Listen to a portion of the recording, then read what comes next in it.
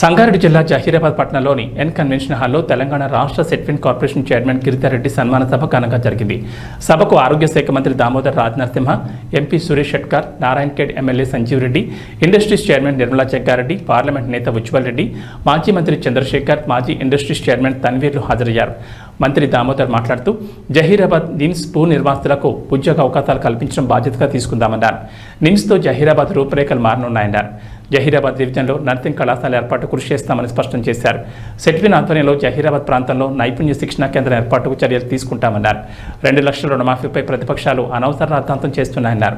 సాంకేతిక కారణాలతో మాఫీ జరగని రైతులందరికీ త్వరలోనే రుణ విముక్తిని చేస్తామని వివరించారు. కాంగ్రెస్ ప్రభుత్వం ఏర్పాటు కృషి చేసిన నాయకులు, కార్యకర్తలను స్థానిక సంస్థల్లో గెలిపించుకునే బాధ్యత మనదేనన్నారు. గిరిధర్ రెడ్డికి శుభాకాంక్షలు తెలిపారు.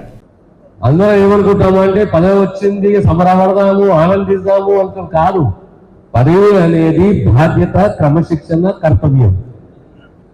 మనం ఏ మాట ఇచ్చినామో ఆ మాట నిలబడి ఉండాలి. ప్రజా జీవితంలో ఓటమి గెలుపు ఓటమి అనేది సహజము.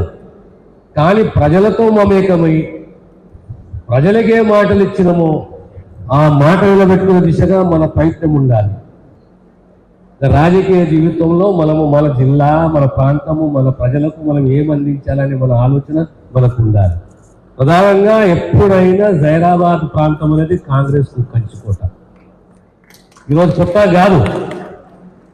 జైరాబాద్ ప్రజలు చాలా సౌమ్యులు, విజ్ఞానవంతులు, ప్రాంత ప్రీతి ఉంటుంది. తక్కువ అడుగుతారు కానీ ప్రాంతాన్ని దృష్టిలో పెట్టుకొని అడుగుతారు.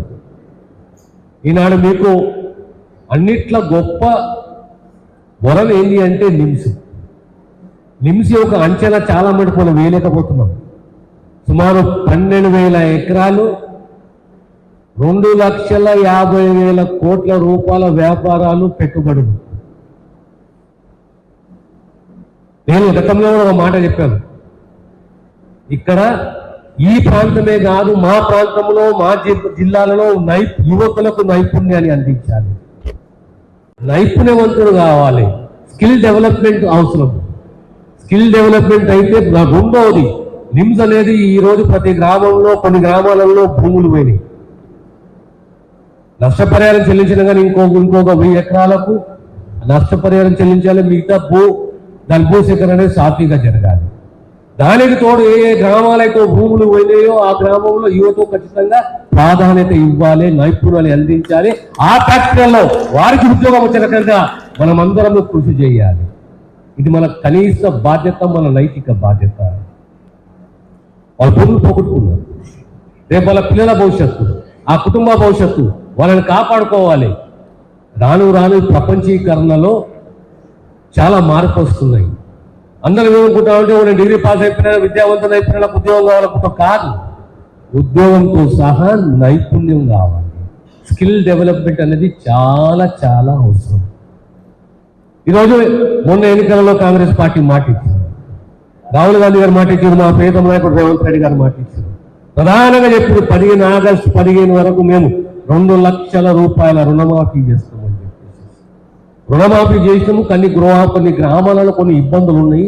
ఆ ఇబ్బందులు కూడా తొలగించే బాధ్యత మా మీద. మొన్న చెప్పిన సంగారెడ్డిలో జిల్లాకు సంబంధించి రేపు పొద్దున సుమారు 200 కోట్ల రూపాయలతోటి 500 పడకల ఆసుపత్రి మేము సంగారెడ్డిలో నిర్మించబోతున్నాము. ప్రతి నియోజకవర్గానికి ఒక నర్సింగ్ కళాశాల అనేది చాలా ముఖ్యం. ఈ ప్రాంతంలో నర్సింగ్ కాలేజ్ అనేది చాలా ముఖ్యం. ప్రతి గ్రామంలో ఆడపిల్లలు చదువుకొని చక్కటి నర్సింగ్ ఆఫీసర్లు అయితే ఆ గ్రామ వైద్య రంగంలో వాళ్ళ సహకారము, వాళ్ళ సేవలు చాలా అమూల్యమైన ఆ ప్రాంతానికి, ఆ గ్రామానికి, ఆ జిల్లాకు. కనుక ప్రతి జిల్లాకు ఒక మొబైల్ క్యాన్సర్ వెహికల్ ని స్క్రీనింగ్ గురించి ఏర్పాటు చేయబోతున్నామనే విషయాన్ని సవినయంగా గుర్తిస్తున్నాను. మా చెల్లెలు నిర్మలమలే కానీ, మా చైర్మన్ గిరిధరే కానీ, మా ఎంపీ గారు సురేష్ షెట్కారే కానీ, మనం రాజకీయాల్లో ఉన్నాము, సేవలో ఉన్నాము, మాటతో ఉండాలి, పద్ధతితో ఉండాలి, ప్రజలతో ఉండాలి, మమేకం కావాలి. చిరస్థాయిగా రాజకీయాల్లో, సమాజంలో మిగిలిపోయే రకంగా మన సేవలు ఉండాలనే విషయాన్ని సగౌరవంగా మీకు తెలియజేస్తూ సెలవు తీసుకుంటాను.